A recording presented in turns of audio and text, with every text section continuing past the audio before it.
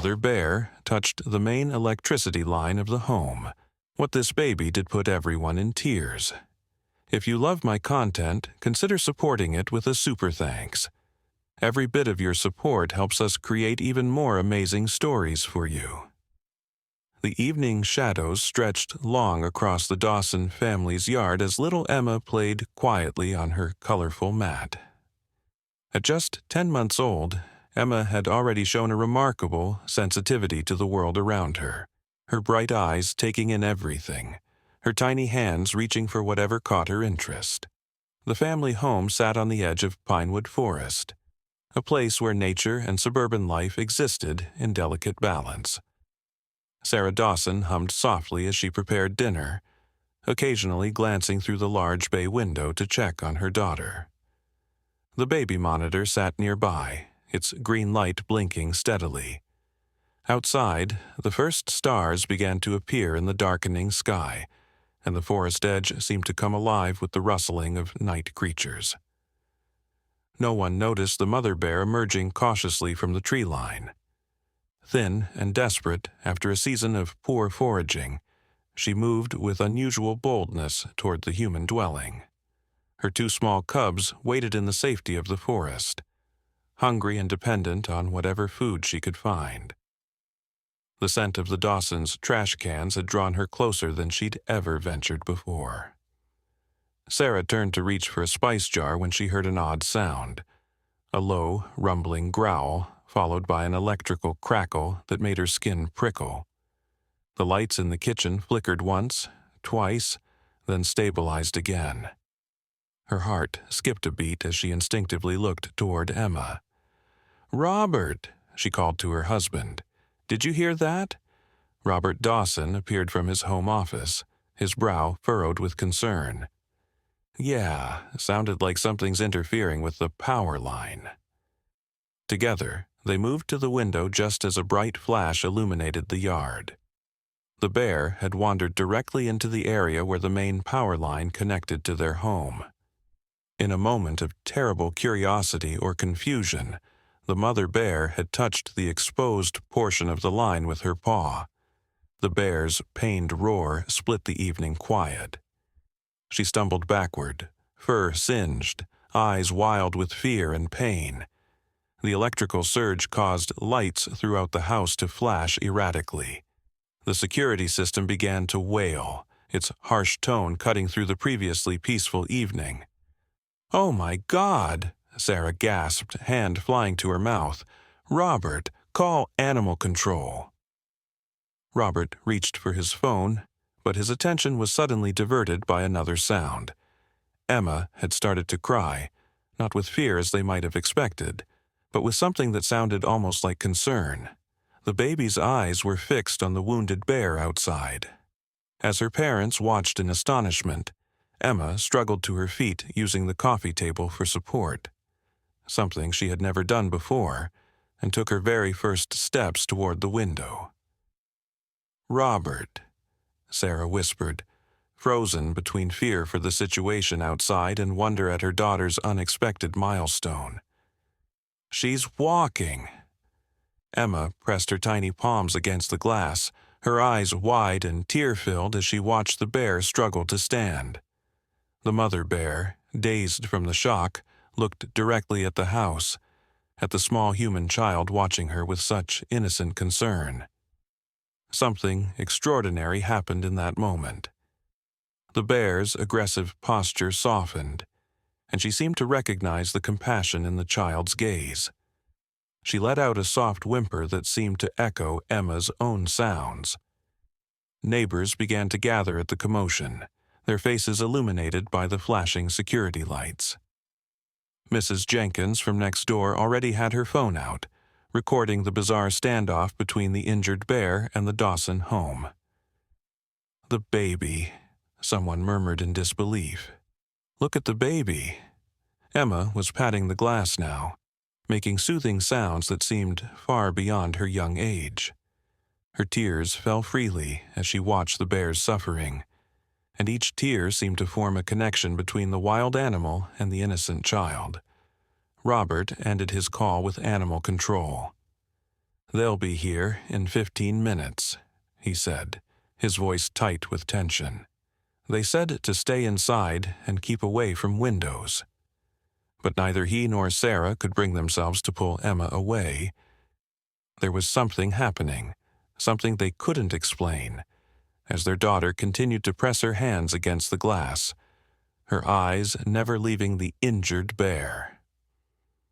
The bear took a tentative step closer to the house, no longer appearing aggressive, but moving with painful caution. The electrical shock had clearly injured her, but her eyes remained fixed on the small child at the window. She made a soft grunting sound, and from the forest edge her cubs cautiously emerged. "This is unbelievable," Robert whispered. "I've never seen anything like this." Emma began to bounce slightly on her unsteady legs, her crying transforming into a strange cooing sound. The neighbors watched in stunned silence as the bears, mother and cubs, settled just beyond the yard's edge, the mother bear still maintaining eye contact with Emma. Sarah's phone buzzed with an incoming call. It was Dr. Wilson, their neighbor from 2 doors down who worked as a wildlife veterinarian. "I heard what happened," she said urgently. "I'm on my way over with a tranquilizer. That bear needs medical attention right away." As they waited for help to arrive, Emma continued her silent communication with the wounded animal. The bear's breathing had steadied, and though she was clearly in pain, she made no move to leave or to become aggressive. Instead, she seemed almost calmed by the baby's presence. When Dr. Wilson arrived with her emergency kit, she approached the situation with professional caution but stopped in her tracks when she saw what was happening. "I've worked with wildlife for 20 years, she said, voice barely above a whisper, "and I've never seen anything like this. That bear should be defensive or fleeing, especially with cubs nearby, but she's responding to your daughter." With expert precision, Dr. Wilson prepared a tranquilizer dart. "Once she's sedated, I can treat her burns and relocate the family to a safer area deeper in the forest." As the veterinarian slowly approached, Emma began to cry again, sensing the change in the situation. The mother bear's ears twitched at the sound, but she remained calm, as if understanding that help was coming. The tranquilizer took effect quickly, and the mother bear sank gently to the ground. Her cubs whimpered nearby, but under Dr. Wilson's guidance, animal control officers were able to safely contain them as well.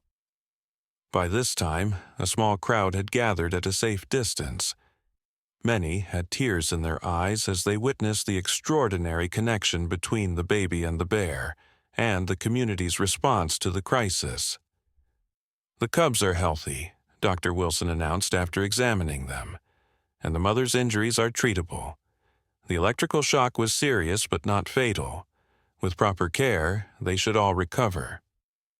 Later that evening, as news crews arrived to cover the unusual story, Emma finally fell asleep in Sarah's arms, exhausted from the emotional experience. The neighbors brought food and stayed to talk, each sharing their perspective on what they had witnessed. "It was like she knew," Mrs. Jenkins said, dabbing at her eyes, "like your Emma somehow understood the bear needed kindness, not fear." 3 weeks later, Dr. Wilson invited the Dawsons to witness the release of the bear family back into the wild. The mother bear, now healed from her electrical burns, emerged cautiously from the transport cage, her cubs following close behind. Emma, secure in her father's arms, bounced excitedly and pointed. The mother bear paused at the forest edge, turned, and seemed to look directly at the child one last time before disappearing into the trees with her cubs. The local paper ran the story with the headline, "A Child's Compassion Bridges Wild and Human Worlds." The article detailed how Emma's unprecedented reaction had not only helped calm a potentially dangerous situation, but had inspired the community to establish better wildlife corridors and education programs. Sarah found herself returning to that evening often in her thoughts, remembering how her daughter had taken her first steps not toward her parents, but toward a suffering creature in need. Some people go their whole lives without showing that kind of compassion, Robert said one evening as they watched Emma sleeping peacefully in her crib. And our daughter did it before she could even talk. The power line was properly secured and insulated after the incident, preventing any future wildlife encounters. But the connection formed that evening between a child too young to understand danger and a wild animal in pain remained a powerful reminder to everyone who witnessed it that compassion can transcend the boundaries we think separate us from the natural world. In the years that followed, Emma grew into a child with an extraordinary gift for connecting with animals. On quiet evenings, her parents would sometimes see her gazing toward the forest edge, as if remembering her first friend from the wild, the mother bear who helped her discover the power of empathy that existed within her own heart. 5 years passed, and the story of Emma and the bear had become a local legend. The Dawson family had established a small wildlife education center at the edge of their property, where Sarah, who had quit her accounting job to pursue a degree in environmental education, now taught children about respectful coexistence with nature. The encounter had transformed not just their lives, but had rippled through the entire community. Emma, now 6 years old with golden curls and the same expressive eyes that had once connected with a wounded bear, sat cross-legged on the wooden deck of their expanded home. Her father had built the observation platform specifically for wildlife watching, complete with child-sized binoculars mounted securely to the railing. "Dad," Emma called softly one autumn afternoon, her voice carrying the unusual sense of calm that had marked her character since infancy. "There's something moving by the old maple tree." Robert joined his daughter, squinting toward the forest edge where their property met the expanded wildlife corridor the community had established after the bear incident. Through the dappled sunlight, he could make out a dark shape moving cautiously between the trees. "Should we call Mom?" Emma asked, never taking her eyes off the forest. Before Robert could answer, Sarah appeared at the door, clipboard in hand. She had been preparing materials for tomorrow's class of third graders who would be visiting the education center. "What are you two looking at so intently?" she asked, joining them at the railing. Emma pointed silently, and Sarah gasped softly as she recognized the distinctive shape of a black bear emerging from the shadows. It moved with a slight limp, but its coat was glossy and healthy. "Do you think—" Robert began, not needing to finish the thought. Dr. Wilson had told them that the mother bear had been fitted with a tracking collar before release, but the battery had died over 2 years ago. They had lost track of her whereabouts, though reports occasionally surfaced of a remarkably calm female bear with 2 subadult cubs spotted at the far end of the nature preserve. "It's her," Emma said with absolute certainty. "She came back." As if responding to the child's voice, the bear paused and raised her head, nose working the air. For a breathtaking moment, she seemed to look directly at the platform where the family stood. Sarah instinctively reached for her phone to call Dr. Wilson, but Robert gently placed his hand over hers. "Wait," he said softly. "Watch." Behind the mother bear, 2 younger bears emerged, nearly full-grown now, their movements showing the awkward transition between cub and adult. They followed their mother cautiously, clearly still dependent on her guidance despite their size. Emma's breathing quickened with excitement, but she remained perfectly still, her small hands gripping the wooden railing. "She remembers us," she whispered. The bear family moved to the small stream that ran along the property boundary, a water source that had been protected and enhanced as part of the community's wildlife initiative. The mother bear drank deeply while her offspring explored the banks with curious paws. "This is extraordinary," Sarah murmured, her conservation training warring with maternal concern. They shouldn't be this comfortable so close to humans. Yet there was no aggression in the bear's behavior, just a calm awareness of the human presence nearby. The mother bear occasionally glanced toward the platform, as if checking that the boundaries remained understood. Emma suddenly stiffened. "Dad," she said, her voice tight with concern, "look." Following her gaze, Robert noticed what his daughter had seen immediately. The mother bear's hind leg, the one with the slight limp, had an unnatural protrusion. Even from this distance, it was clear that something was embedded in her flesh. "Is that a trap?" Sarah asked, horrified. Robert reached for the powerful spotting scope they kept on the deck and focused it on the bear's injury. "It looks like part of a snare," he confirmed grimly. "She must have caught it somewhere and broken free, but the wire is still wrapped around her leg." "It's hurting her," Emma said, tears welling in her eyes. "We have to help her." Sarah was already dialing Dr. Wilson's number. "Janet, it's Sarah Dawson.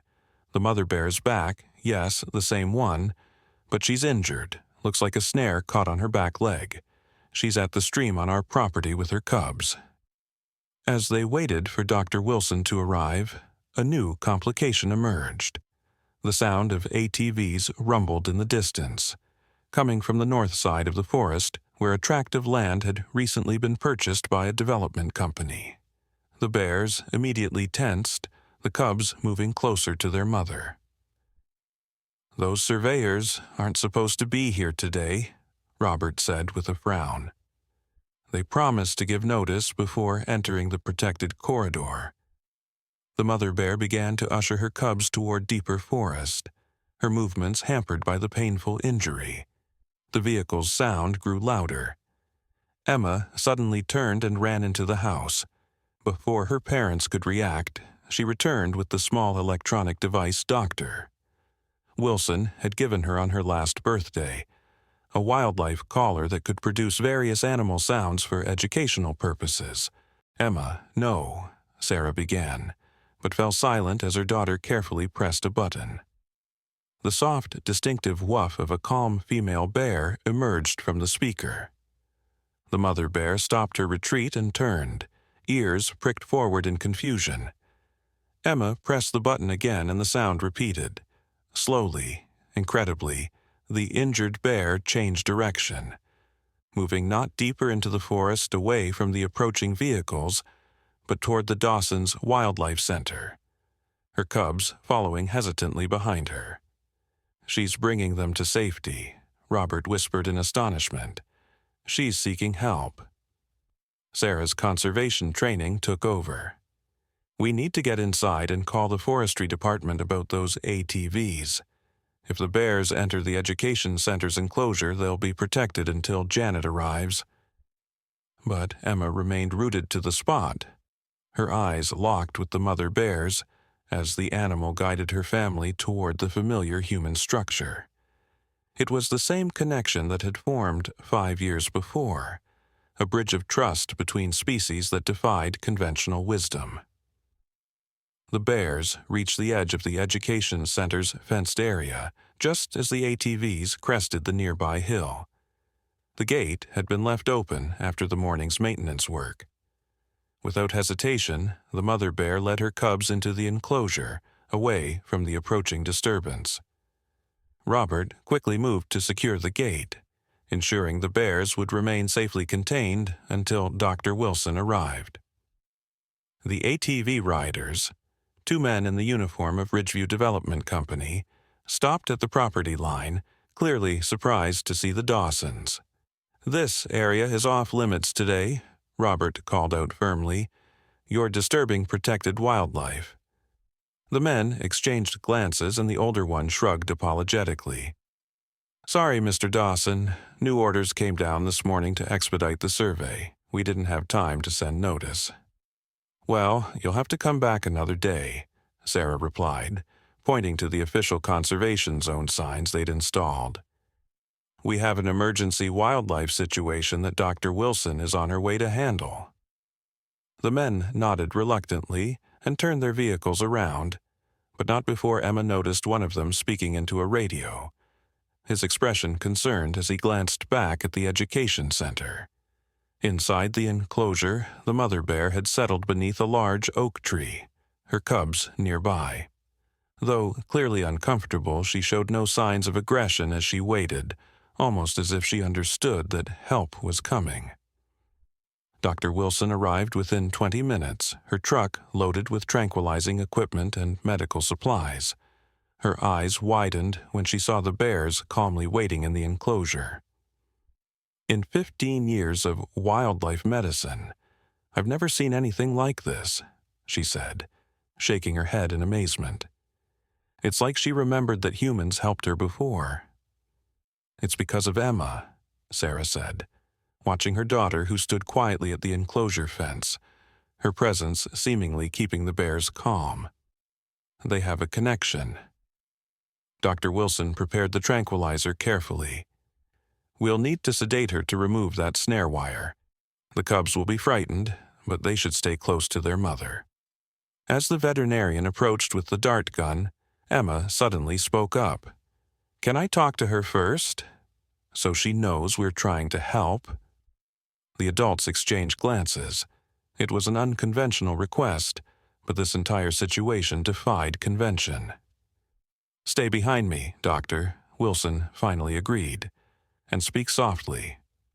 Emma approached slowly, Doctor. Wilson keeping a protective arm in front of her. The bears watched warily, but the mother made no threatening moves. "Hello again," Emma said gently, her voice carrying clearly in the hushed enclosure. "You're hurt, and we want to help you, just like before. These people are my friends, and they're going to make your leg better." The mother bear's dark eyes remained fixed on Emma, her breathing steady. Incredibly, she seemed to relax slightly, shifting her injured leg as if displaying the wound. "Now, Janet," Sarah whispered. Dr. Wilson raised the dart gun and fired with practiced precision.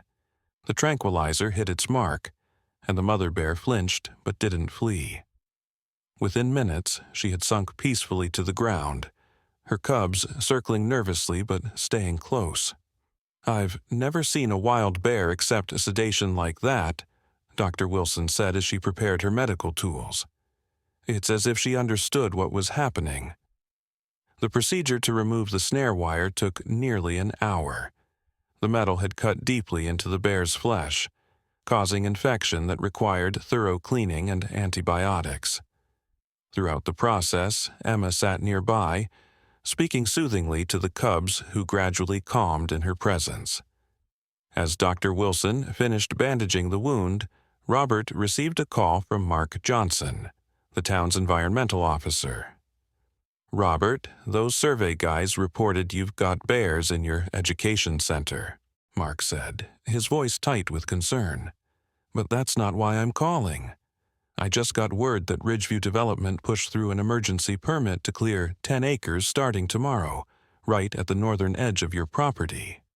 "What? They can't do that," Robert protested. "That land is part of the wildlife corridor we established." "They're claiming there was a mistake in the original conservation easement boundaries," Mark explained. "They've got surveyors out there right now remarking the lines." Robert's face darkened as he realized the purpose of the ATVs they had seen earlier. "This isn't a coincidence, Mark. Those bears came here for a reason.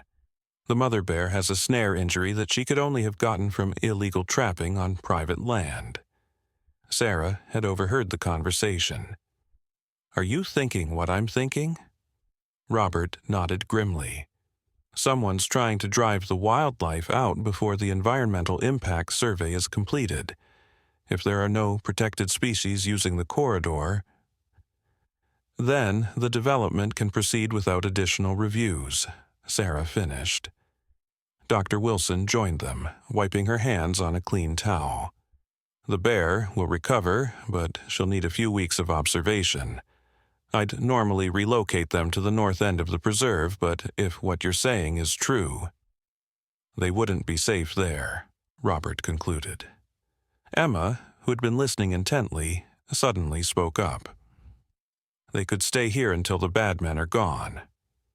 The adults looked at each other, considering the unprecedented suggestion. The education center had enclosures designed for temporary wildlife rehabilitation, but housing a family of bears for weeks would require special permits and resources. Dr. Wilson was the first to nod. I can file for emergency rehabilitation authorization. Given the circumstances, suspected illegal trapping and the bears' previous history with humans, we might have a case. And I'll call a community meeting tonight, Sarah added. If Ridgeview is trying to circumvent the conservation agreements, people need to know. As they formulated their plan, the mother bear began to stir from sedation. Dr. Wilson quickly moved everyone back to a safe distance, but Emma remained unusually calm. "She won't hurt us," the child said with certainty. "She came here because she knew we were safe." The mother bear rose unsteadily to her feet, testing her bandaged leg gingerly. Her cubs rushed to her side, nuzzling her fur reassuringly. Instead of displaying the typical post-sedation confusion or aggression, she merely surveyed her surroundings with alert eyes. Dr. Wilson prepared a mild sedative to keep the bear calm during transport to the larger rehabilitation enclosure behind the education center. But before she could administer it, Emma's attention snapped to something at the forest edge. "Look," she gasped, pointing beyond the fence. From the tree line emerged another bear, larger than the mother, with a distinctive white patch on its chest. A male bear moving with purposeful strides toward the enclosure. "That's not possible, Doctor," Wilson whispered. "Males typically avoid females with cubs this time of year." Yet the male bear approached the fence, ignoring the humans entirely as he focused on the family inside the enclosure. The mother bear made a soft chuffing sound, and remarkably, the male responded with the same vocalization. "Is that her mate?" Sarah asked in disbelief. Dr. Wilson shook her head slowly. Black bears don't typically form lasting pairs, but there are exceptions to every rule in nature. The male bear paced along the fence line, clearly agitated but not aggressive. His behavior was so unusual that even Dr. Wilson seemed at a loss to explain it. Emma watched the interaction with intense focus. "He's worried about them," she declared. "He knows something's wrong in the forest." Robert's phone buzzed with another call from Mark Johnson. The conversation was brief but alarming. "Mark says there are reports of multiple illegal traps being discovered throughout the northern section," Robert reported grimly. "And the Ridgeview crew has already started marking trees for clearing, even though the permit doesn't officially activate until tomorrow." Dr. Wilson's expression hardened. "This isn't just about development. It's about deliberately driving wildlife away from protected habitat." "We need evidence," Sarah said firmly. "If we can prove they're setting illegal traps and violating the environmental protection orders." Emma had moved closer to the fence where the male bear continued his patrol. "He wants to show us something," she said, with the same certainty she had displayed 5 years ago when she first connected with the mother bear. The adults exchanged concerned glances. "Emma, honey, we can't know what he's thinking," Sarah began gently, but Dr. Wilson was studying the male bear's behavior with growing interest. "Actually, he is displaying unusual directive behavior. See how he moves a few paces, then looks back at us? That's not typical threat behavior." "Like Lassie?" Robert asked, with a touch of disbelief. Dr. Wilson smiled slightly. "Wildlife biology has documented cases of animals seeking human assistance. It's rare, but not unprecedented." The sound of approaching vehicles interrupted their discussion. Through the trees, they could see more ATVs approaching, this time accompanied by a large truck carrying tree-clearing equipment.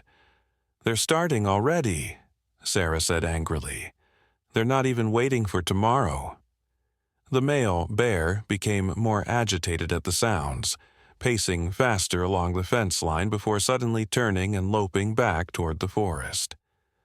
At the tree line, he paused and looked back, as if waiting. Emma tugged at Dr. Wilson's sleeve. "We need to follow him," she insisted. "He knows where the traps are." It was a moment of decision. The mother bear and cubs were secure in the enclosure, but following a wild male bear into the forest went against every safety protocol Dr. Wilson had ever taught. "I could take the ATV and keep a safe distance," Robert suggested, seeing the determination in his daughter's eyes. "If there are illegal traps, we need photographic evidence before those developers destroy the evidence." Dr. Wilson hesitated, then nodded reluctantly. "I'll come with you."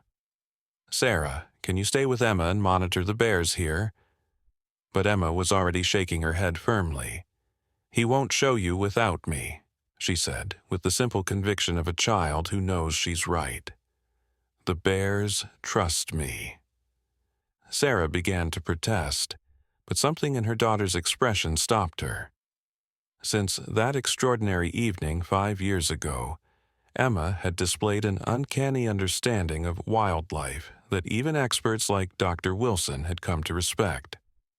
"She stays in the ATV at all times," Sarah finally conceded, "and you turn back at the first sign of danger." Robert nodded, lifting Emma into his arms. "We'll be careful, and we'll get the evidence we need." As they prepared the ATV, the mother bear watched from the enclosure, her intelligent eyes following Emma's movements. The cubs had settled beside her, seemingly content now that their mother's wound had been treated. "Take care of them until we get back," Emma called to her mother, waving toward the bears as if they were old friends who understood her perfectly. Sarah watched them drive away, following the distinctive figure of the male bear who had paused at the forest edge, waiting.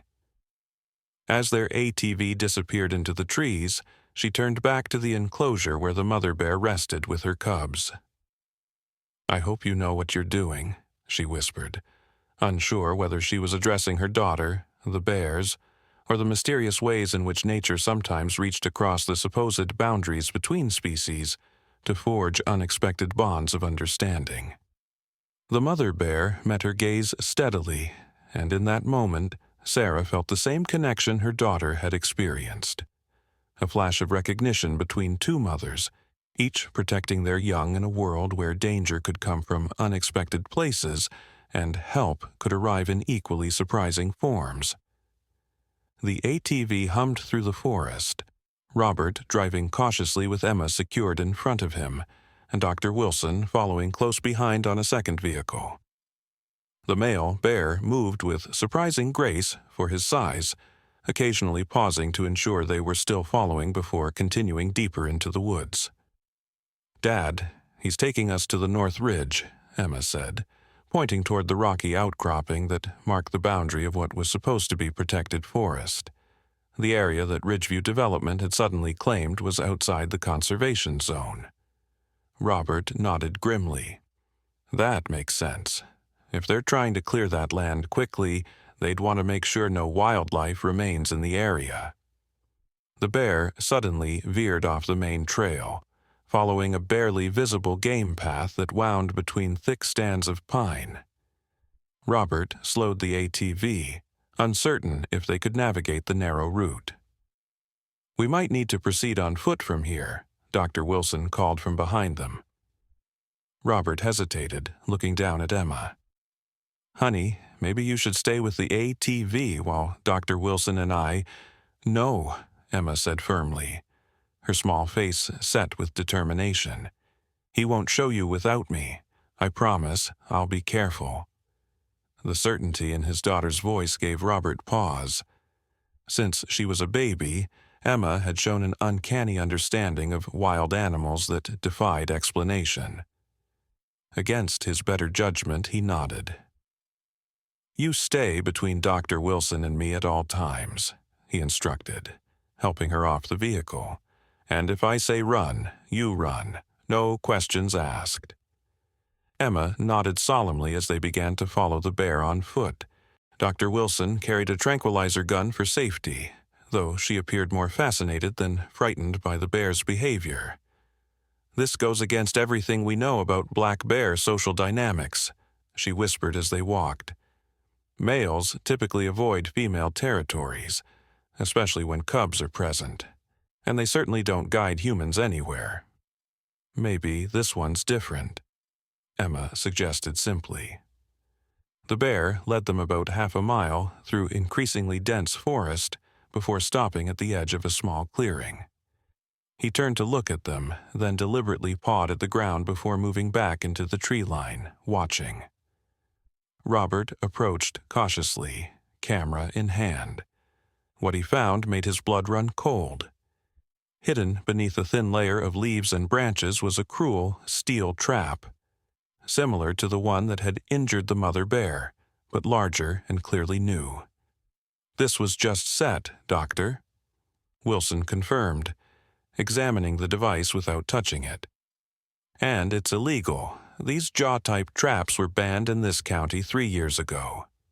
Robert photographed the trap from multiple angles, including the manufacturer's serial number stamped into the metal.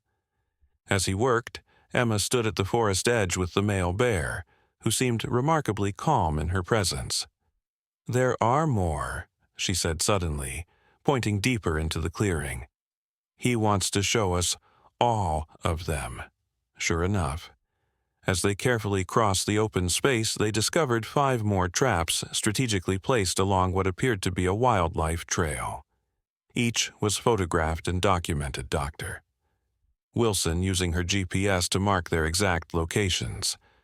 "This is deliberate and systematic," she said, her voice tight with anger. "These aren't set by local trappers. They're placed to drive animals away from this specific area." The male bear had begun pacing uneasily at the forest edge, his head raised as if catching a concerning scent. "Someone's coming," Emma whispered urgently. No sooner had she spoken than they heard the distant rumble of approaching vehicles.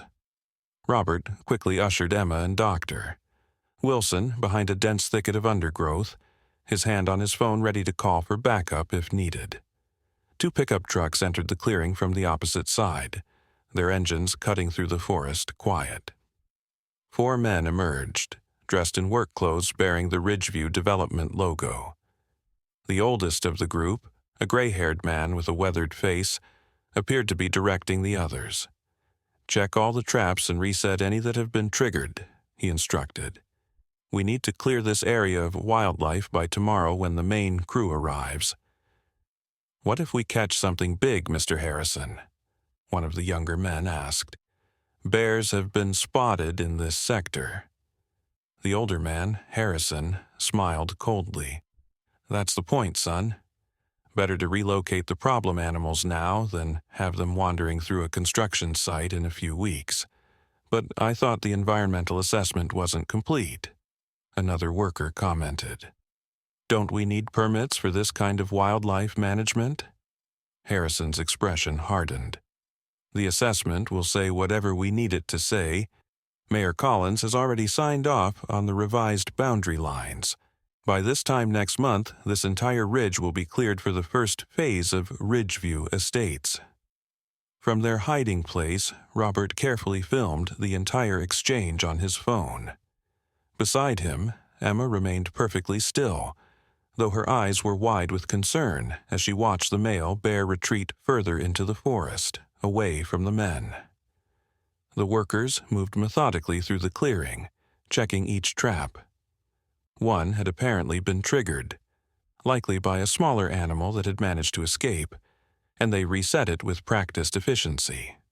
"Remember, anything we catch gets transported at least 50 miles from here," Harrison reminded them, and no documentation. Official wildlife management doesn't begin until after the permits are finalized next week. When the men finally departed, Robert let out a breath he hadn't realized he'd been holding. "We've got them," he said grimly, checking the video he'd recorded. "This is clear evidence of environmental violations." Dr. Wilson was already on the phone with the State Wildlife Enforcement Division, reporting what they'd discovered. "They're sending officers immediately," she confirmed after ending the call. "And they want us to leave the traps exactly as they are for evidence." As they prepared to head back to the ATVs, Emma suddenly called out, "Wait! Where's the bear?" The male bear had disappeared during the workers' visit, but now a distressed huffing sound came from deeper in the forest, beyond where the trucks had gone.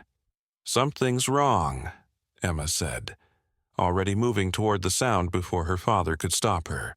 "Emma, wait!" Robert called, hurrying after her with Dr. Wilson close behind. They found the male bear about 50 yards away, standing near another, much larger trap that had been concealed beneath a fallen log. His paw was bleeding, though he'd apparently managed to pull free before the jaws closed completely. "He's hurt," Emma cried, starting forward. This time, Robert did catch his daughter's arm. "Honey, he's injured and scared. We need to let Dr. Wilson handle this." The bear watched them warily, clearly in pain, but making no move to retreat. Dr. Wilson slowly approached, tranquilizer gun ready. "It's a superficial wound," she assessed from a safe distance, "but it needs cleaning to prevent infection. Like the mom bear's leg," Emma said. "He needs our help too." Dr. Wilson carefully prepared a mild sedative, enough to calm the bear but not fully tranquilize him. "I don't want to bring him all the way down if we don't have to. He's shown remarkable trust so far." With expert precision, she fired the dart. The bear flinched at the impact but remained standing, his intelligent eyes never leaving Emma's face. As the sedative took effect, he gradually relaxed, allowing Dr. Wilson to approach with her medical kit. "Talk to him, Emma," Robert suggested, knowing his daughter's voice seemed to have a calming effect on the animals. Emma began to speak in the same gentle tones she had used with the mother bear earlier. "Thank you for showing us the traps," she said softly. "You're helping us protect your family and your home." Remarkably, the bear remained still as Dr. Wilson cleaned and treated his injured paw. The wound was indeed minor, a scrape rather than a puncture, and required only antiseptic and a light bandage. "There you go, big guy," Dr. Wilson said, stepping back. "That should help it heal clean." As if understanding her words, the bear carefully tested his weight on the bandaged paw. Seemingly satisfied, he looked up at the humans, then back toward the direction of the education center where the mother bear and cubs waited.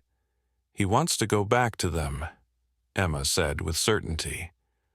Robert checked his watch. "The wildlife officers should be arriving soon. We need to get back too and show them what we've found." They returned to the ATVs and made their way carefully back through the forest, the male bear traveling parallel to their path but keeping to the protection of the trees. When they arrived at the education center, they found Sarah pacing anxiously near the enclosure. "You were gone so long," she said, rushing to embrace Emma. "Did you find anything?" Robert's expression was grim as he showed her the photos and video on his phone. "More than enough to stop Ridgeview's plans. The wildlife officers are on their way." Inside the enclosure, the mother bear had sensed their return and risen to her feet, cubs at her side. When the male bear appeared at the far fence line, she moved toward him with a soft chuffing sound that seemed almost like a greeting. "Look at that," Dr. Wilson murmured, observing the interaction. "I've never seen anything like it in wild bears." Emma slipped her hand into her mother's. "They're a family," she said simply. All 4 of them. That breaks every rule we know about black bear social structures, Dr. Wilson replied, but her tone was wondering rather than dismissive.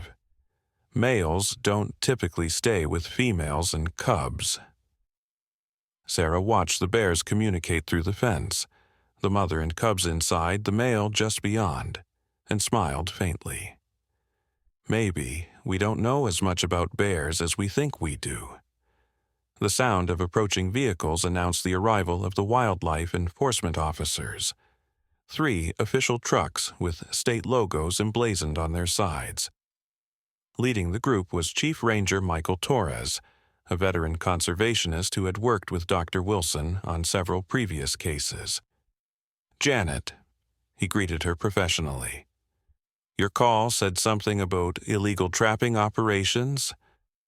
As Dr. Wilson and Robert briefed the ranger team on what they'd discovered, Sarah noticed Emma had moved closer to the enclosure. The child was watching the bear family with an expression of deep concentration. What are you thinking, sweetheart? Sarah asked, joining her daughter. Emma didn't take her eyes off the bears. They came to us for help, she said softly.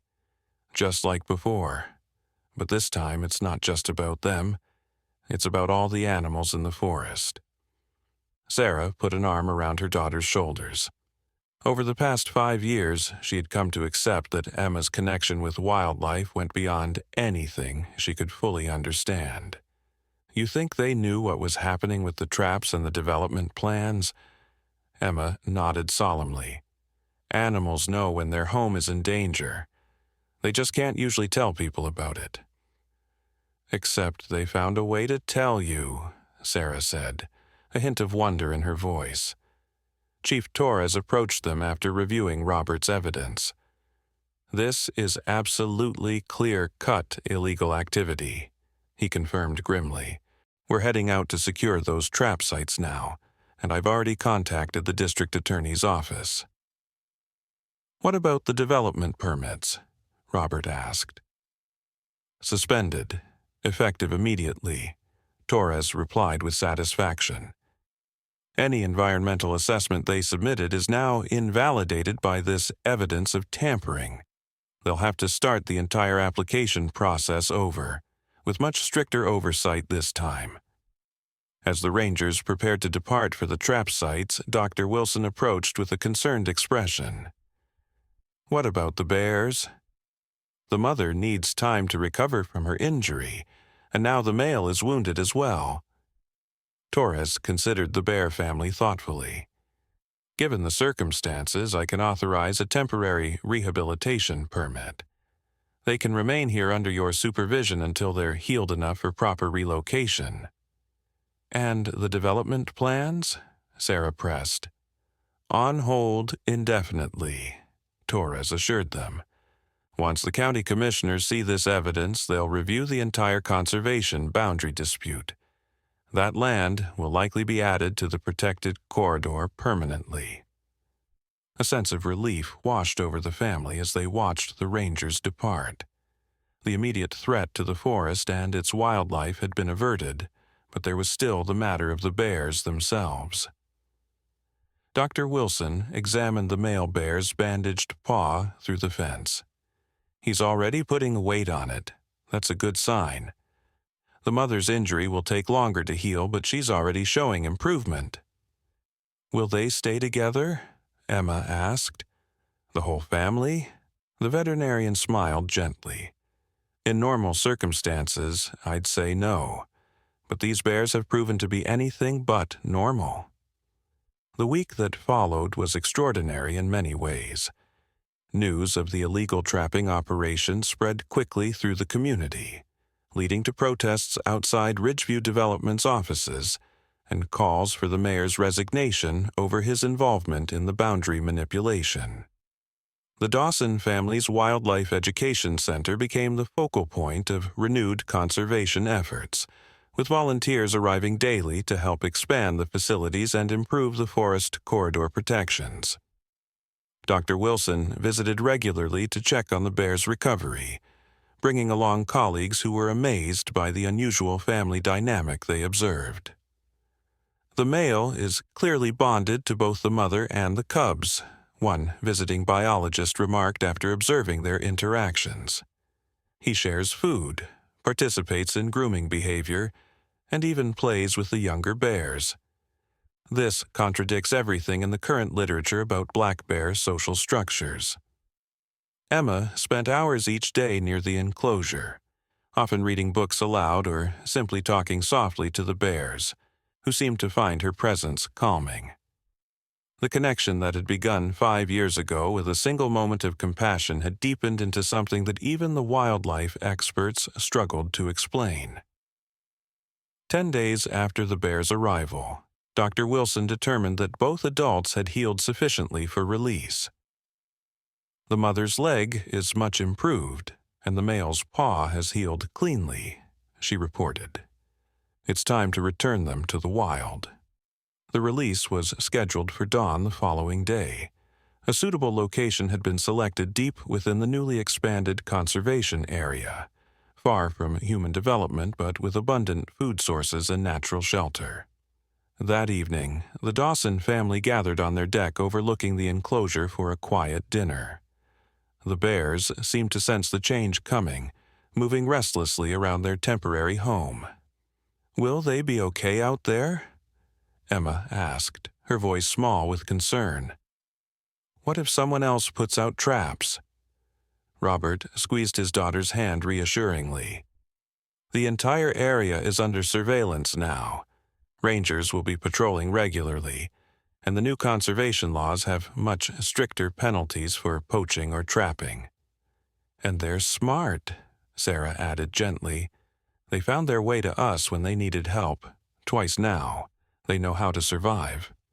Emma nodded, though her eyes remained troubled as she watched the bear family in the fading light. "I'm going to miss them," she admitted. "I know, sweetheart," Sarah said, pulling her daughter close. "But they belong in the forest. That's their real home." Later that night, as the house grew quiet and the family prepared for bed, a sudden commotion from outside brought them rushing to the windows. The security lights had activated, illuminating the enclosure in harsh white light. "The gate!" Robert exclaimed in disbelief. "It's open!" Sure enough, the enclosure gate stood ajar, though no one could see how it had happened. The bears were nowhere in sight. "They've escaped," Sarah whispered, her voice caught between concern and wonder.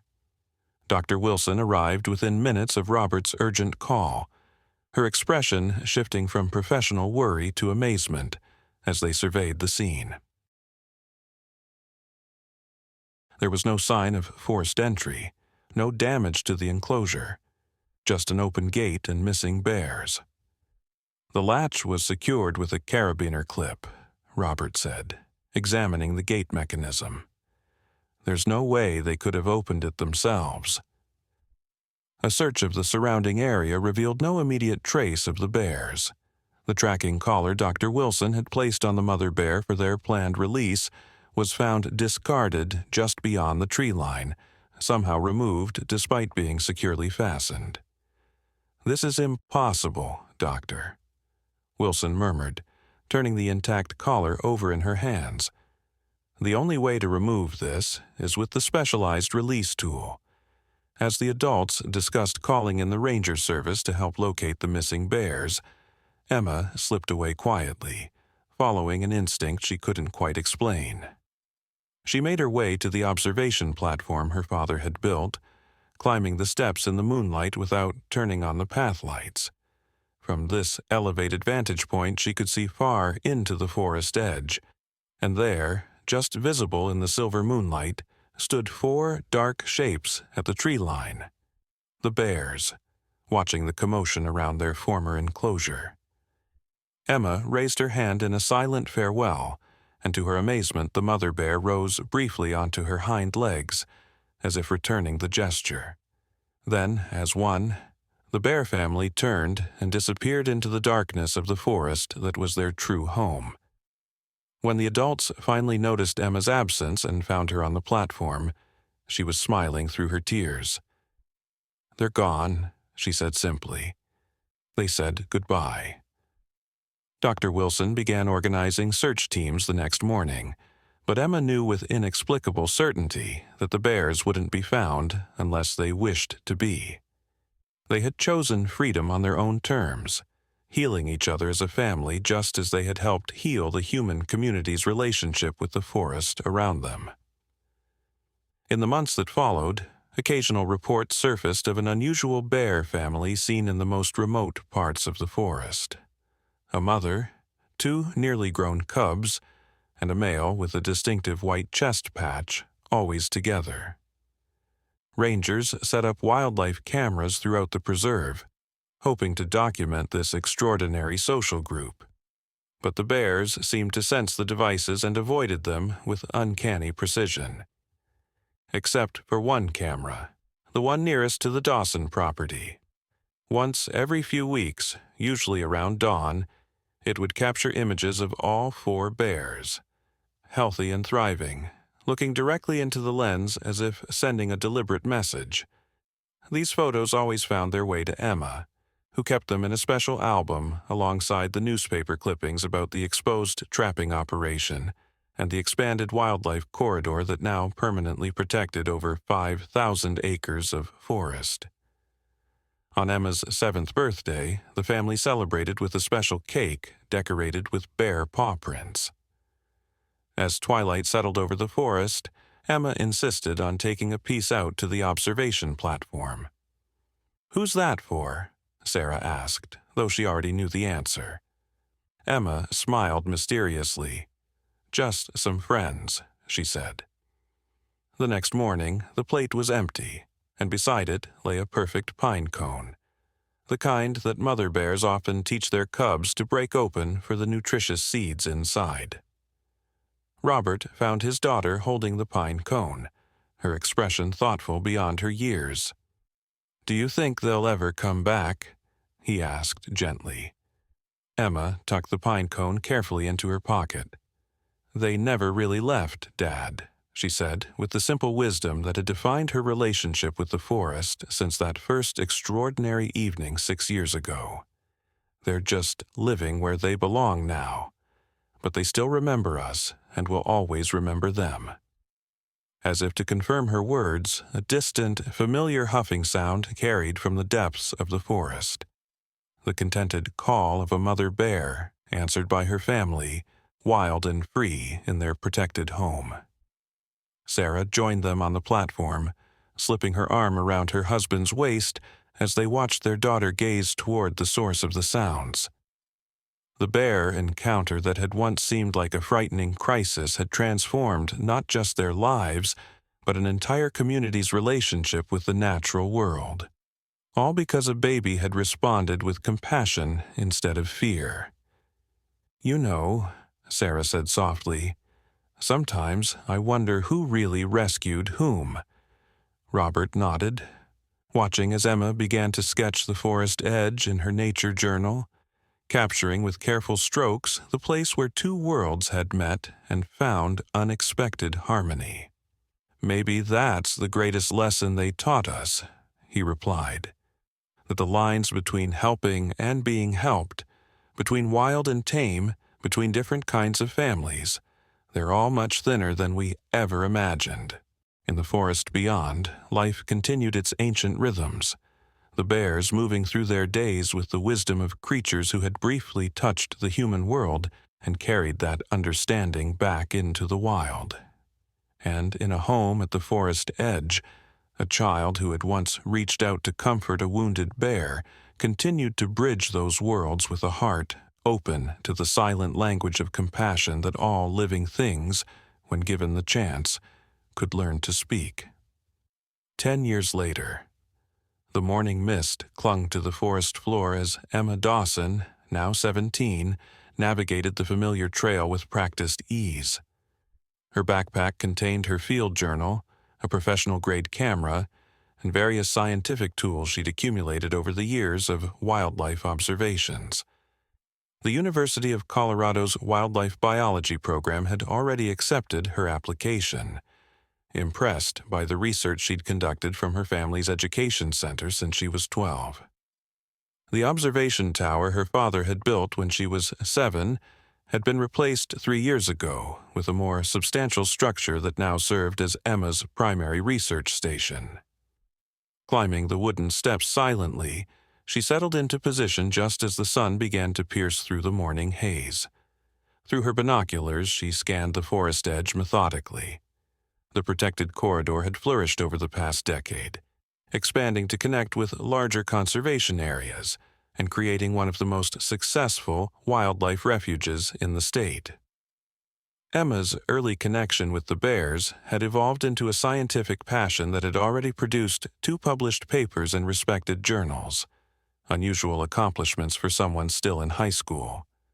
A movement at the tree line caught her attention. Her heart quickened as she recognized the distinctive gait of a large black bear emerging from the forest shadows, an older female with graying fur around her muzzle and a slight limp in her right hind leg. "Hello, old friend," Emma whispered, adjusting her camera to capture the bear's appearance. Over the years, the Education Center's wildlife cameras had documented the extraordinary life of the bear family. The cubs had grown and eventually established territories of their own, though they remained unusually close to their parents' range. The male, with the white chest patch, had defied all scientific expectations by maintaining his bond with the mother bear long after the cubs matured, a social structure previously undocumented in black bears. Emma's research under Dr. Wilson's mentorship had focused on this unusual family, though she was careful to maintain scientific objectivity in her published work. The personal connection, the way the bears seemed to seek out the cameras nearest to her observation points, the occasional pine cones and unique stones left near the tower, these remained private matters, recorded only in her personal journal. As she watched, the aging mother bear paused and looked directly toward the tower. Even after all these years, Emma felt the same connection that had formed when she was just a baby, a bridge of understanding that transcended species. The ringing of her phone broke the moment. Checking the screen, Emma saw her mother's name. "Hey, Mom," she answered quietly, keeping her eyes on the bear. "Emma, you need to come home." Sarah's voice was tense in a way that immediately set off warning bells. "What's wrong?" "Your father just got a call from Mark Johnson. The county commissioners voted last night. They've approved the new highway expansion project." Emma's stomach dropped. The proposed highway had been debated for years, a major transportation corridor that would cut through the edge of the protected forest. The conservation community had fought hard against it, proposing alternative routes that would preserve wildlife habitats. "They can't do that," Emma said, anger rising in her voice. The environmental impact studies clearly showed they're using the state emergency infrastructure provision to bypass the normal requirements, Sarah explained grimly. "They're claiming economic necessity." As Emma processed this information, she noticed the mother bear had been joined by her longtime mate. The pair stood at the forest edge, seemingly watching the observation tower with unusual intensity. "I'll be right home," Emma promised, ending the call. As she gathered her equipment, she noticed something unusual. The bears had moved closer to the tower rather than retreating deeper into the forest. The male bear was pawing at the ground repeatedly, then looking up at her, a behavior she'd documented before, years ago, when he had led them to the illegal traps. "Are you trying to tell me something?" she murmured, focusing her binoculars more carefully on the area he was indicating. There, half hidden in the underbrush, was something unnatural. A small orange flag of the type used by survey teams to mark boundaries. Emma's pulse quickened. Abandoning her plan to return home immediately, she carefully descended the tower and approached the forest edge. The bears watched her advance but didn't retreat, maintaining their position as she drew closer. With a mixture of scientific curiosity and the intuitive understanding that had characterized her relationship with these animals, Emma stopped at a respectful distance and spoke softly. "What is it? What are you showing me?" The male bear made a huffing sound, then deliberately turned and walked a few paces into the forest, stopping to look back at her. The invitation was unmistakable. Emma hesitated. She had never followed the bears into the deep forest alone before. Her parents and Dr. Wilson had always established clear safety protocols for her research, but something about the bear's behavior conveyed an urgency she couldn't ignore. Pulling out her phone, she sent a quick text to her mother, following a lead in the forest. "Tracking bears from observation point 3. We'll check in every 15 minutes. Then, with her heart pounding, she stepped off the marked trail and followed the bears into the trees. The journey that followed was unlike anything in Emma's experience. The bears moved deliberately, stopping occasionally to ensure she was still following. They led her on a winding path that seemed to trace the western boundary of the protected corridor, the exact area where the proposed highway would cut through. After about 20 minutes, they reached a small stream. The bears paused, and Emma noticed more orange survey flags forming a line that cut directly across the water. "The proposed route," she murmured, photographing the markers. But the bears weren't finished. The male continued upstream, leading her to a discovery that made her gasp aloud. Hidden in a small clearing were construction materials, preliminary supplies for the project that wasn't supposed to begin for months according to the public timeline. "They're already starting," she whispered, taking more photographs as evidence. As she documented the site, she noticed the mother bear had wandered to the far side of the clearing. Following cautiously, Emma found something even more significant. A denning site with clear signs of recent use. And not just any den, but one with the unmistakable tracks of bear cubs. A new mother, Emma realized with a shock. There's a new mother with cubs using this exact area. The wildlife surveys conducted for the environmental impact studies had found no evidence of breeding bears in this section, a fact that had weakened the conservation argument against the highway route. But here was clear evidence that the surveys had missed critical information. Emma carefully photographed and measured everything, using the scientific protocols Dr. Wilson had taught her. If a breeding population was using this area, it would trigger additional environmental protections that even the emergency infrastructure provision couldn't easily override. As she worked, a strange feeling came over her. A sense of history repeating itself. Once again, these bears were helping humans protect the forest by revealing information that might otherwise have remained hidden.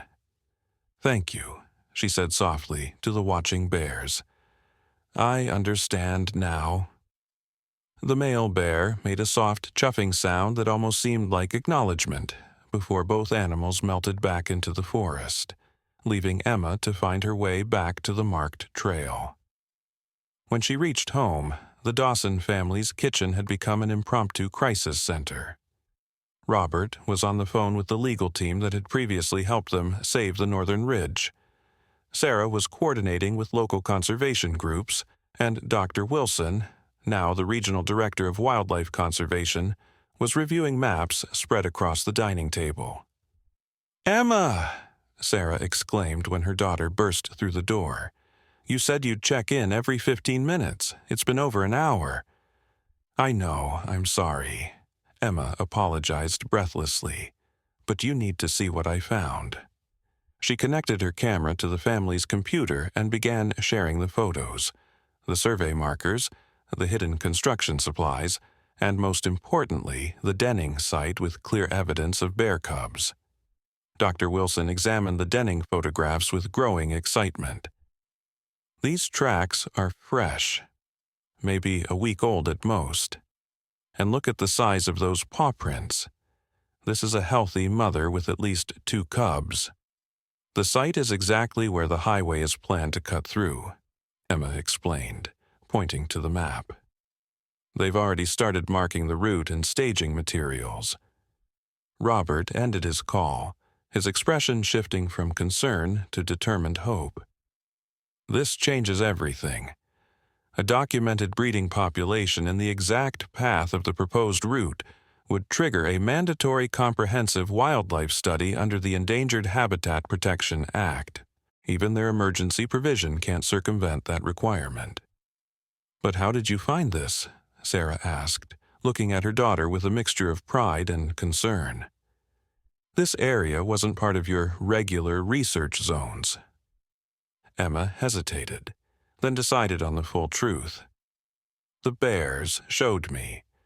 The same ones from 10 years ago, the mother with the limp and the male with the white chest patch. They led me there deliberately." Under normal circumstances, such a claim might have been met with skepticism, even from her supportive family. But they had all witnessed too many extraordinary interactions between Emma and these particular bears to dismiss her experience. Dr. Wilson nodded thoughtfully. "Their territories have expanded northward in recent years according to our tracking data. If they've adopted this new family group into their extended range, it would be consistent with the unusual social behavior we've documented." "So, what now?" Emma asked, looking at the adults gathered around the table. Robert's expression was resolute. "We file for an emergency injunction based on this new evidence, and we demand a new, independent environmental survey. Which means we need to protect that denning site immediately," Dr. Wilson added.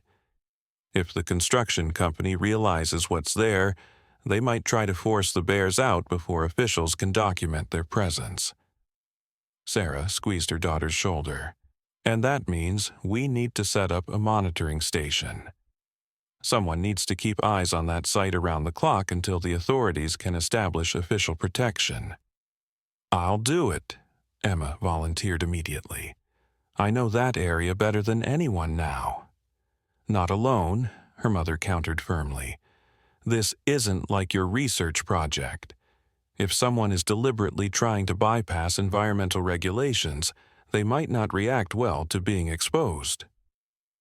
The next 72 hours unfolded in a whirlwind of activity.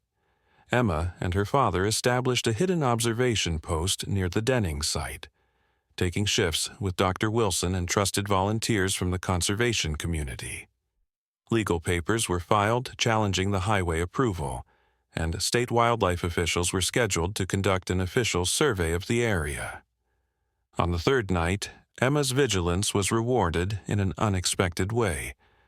Taking the midnight to dawn shift with one of Dr. Wilson's graduate students, she witnessed something remarkable through the night vision equipment: the return of the mother bear with 2 tiny cubs, no more than a few weeks old. "Look at that," whispered Tyler, the graduate student, as they recorded the bear's movements. "She's bringing them back to the den after feeding." But something was wrong. The mother bear seemed agitated, constantly looking toward the north where the construction staging area was located. Through her directional microphone, Emma could detect the faint sound of vehicles moving along the forest access road at 2 in the morning, when no authorized personnel should be present. "Something's happening," she whispered to Tyler. "Call my dad."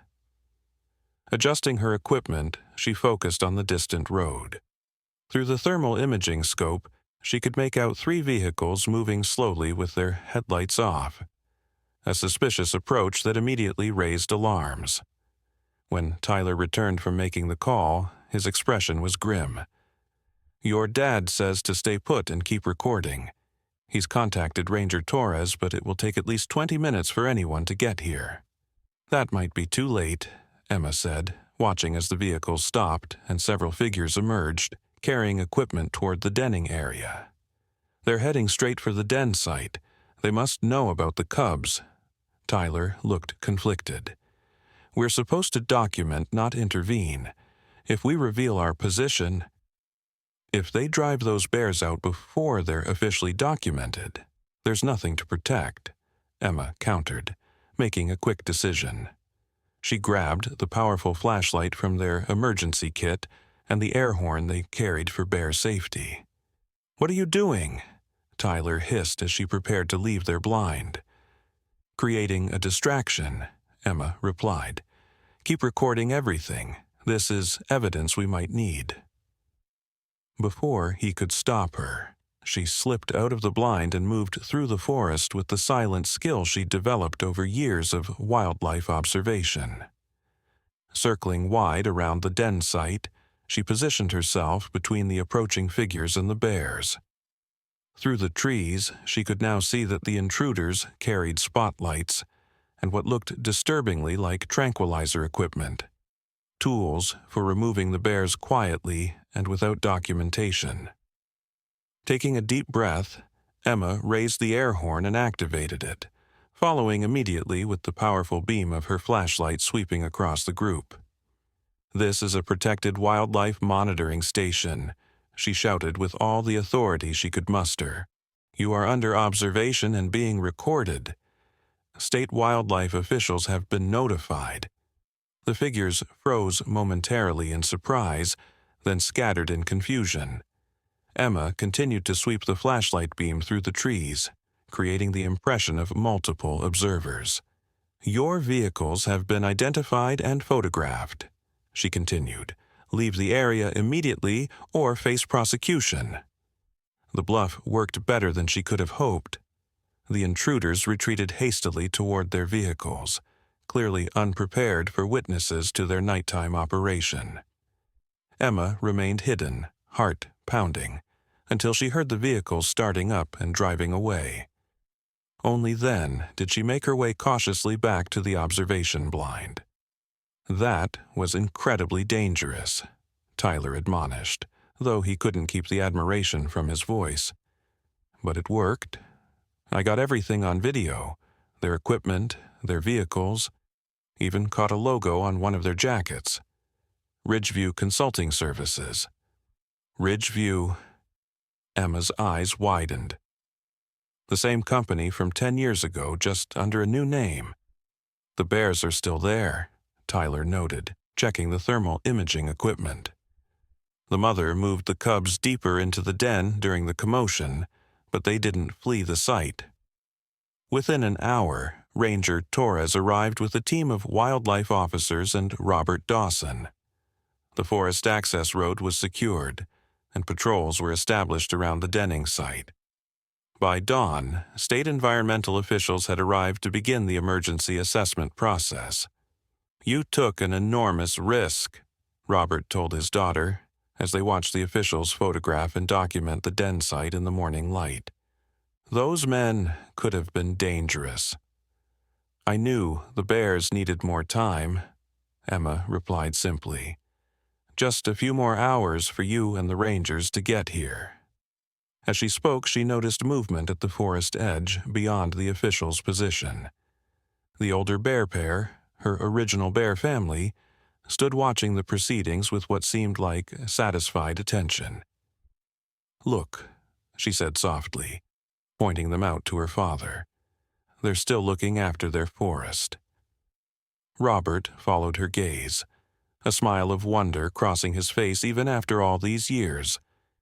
"And you're still looking after them." The evidence Emma had gathered proved decisive. The emergency injunction was granted, halting all highway development pending a complete environmental reassessment. The nighttime incursion was traced back to contractors hired by the Development Consortium, the same group operating under new corporate identities that had attempted to manipulate the conservation boundaries a decade earlier. 3 months later, on a warm summer evening, the Dawson family hosted a celebration at the Education Center, which had grown into a nationally recognized wildlife research facility. The highway project had been permanently rerouted away from the protected corridor, and the state legislature had passed new regulations strengthening environmental protections for wildlife habitats. As twilight fell, Emma slipped away from the gathering and made her way to her favorite observation point. The new mother bear and her cubs had thrived under protection, often visible to researchers at dawn and dusk. But it was the older pair Emma sought tonight, her original bear family who had started this extraordinary journey. She found them at the forest edge, the aging mother's limp more pronounced now, but her eyes still bright and aware. The male stood beside her as always, his white chest patch gleaming silver in the fading light. "I'm leaving for university next month," Emma told them, speaking softly as she had done countless times over the years. "But I'll be back. This will always be home." The bears watched her with their intelligent eyes, and Emma felt that same connection that had formed when she was just a baby reaching out toward a wounded creature. Something passed between them, an understanding that transcended the boundaries of species and language. As darkness fell, the bears turned and moved with unhurried dignity into the depths of their forest home. Emma remained, watching until they disappeared from sight, carrying with them a piece of her heart and leaving behind lessons in compassion and courage that had shaped her life. In the years that followed, Emma Dawson would become doctor. Emma Dawson, a leading wildlife biologist whose groundbreaking research on bear social structures and interspecies communication would challenge conventional scientific understanding. Her work would help establish new conservation models based on recognizing the complex intelligence and emotional lives of wild animals. And sometimes, on quiet evenings when she returned to her family home, she would find pine cones arranged in patterns near the observation tower. Silent messages from old friends who had once taught a baby that compassion could bridge the wildest divides, and that sometimes the animals we think we're saving are actually helping to save us. The story of the mother bear and the baby who reached out to her would be told and retold through generations of the Dawson family and beyond. A reminder that in the most unexpected moments, when wilderness touches civilization, the greatest power lies not in fear, but in the boundless capacity of even the smallest heart to care for another living being in need. And in the protected forest that flourished because of that care, bears would continue to raise their young with a curious lack of fear toward the observation towers at the forest edge, almost as if the memory of compassion had been passed down through generations, teaching them that not all human encounters need end in conflict, that sometimes the reaching out of hands and paws can forge connections powerful enough to change the course of lives, both wild and human alike. 25 years later, the autumn rain fell in gentle sheets, droplets catching the amber light from the education center's windows. Now expanded into the nationally renowned Dawson Wildlife Research Institute, the modest facility that had begun with a family's extraordinary encounter had grown into a leading center for the study of animal cognition and interspecies communication. Dr. Emma Dawson, now 42 and the Institute's director, stood at the window of her office, watching the rain trace patterns on the glass. Her academic career had followed a remarkable trajectory.